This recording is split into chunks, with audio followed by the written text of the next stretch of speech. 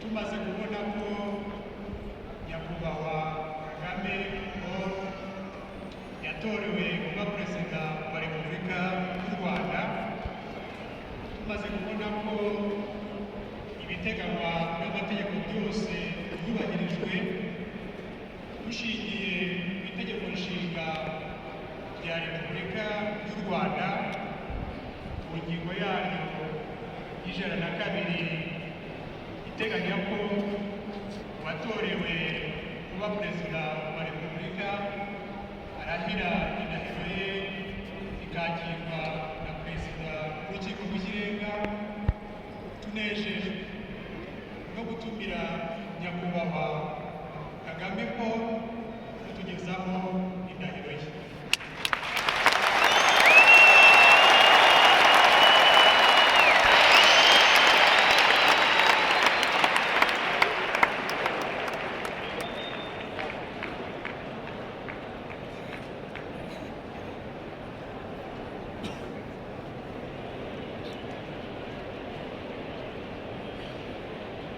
Yewe Kagame Paul ndahiriye mu Rwanda ku mugaragaro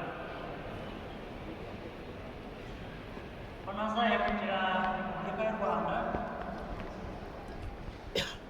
ko nzakurikiza nkanarinda itegeko nshinga n'andi mategeko,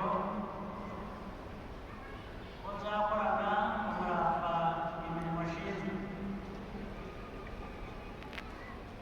ko nzaharanira amahoro n'ubusugire bw'igihugu,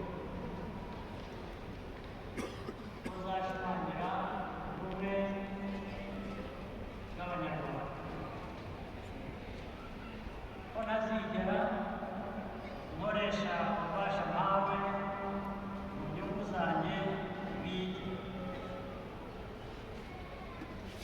ko nzaharanira ibyagirira Abanyarwanda bose akamaro, nintatira indahiro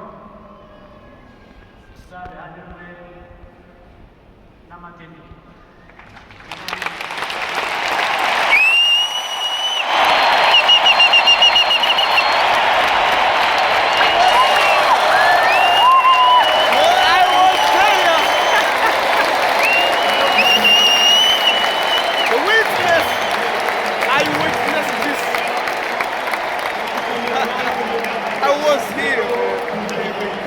His Excellency, the President of the Republic of Rwanda, will now proceed to signing the certificate of inauguration.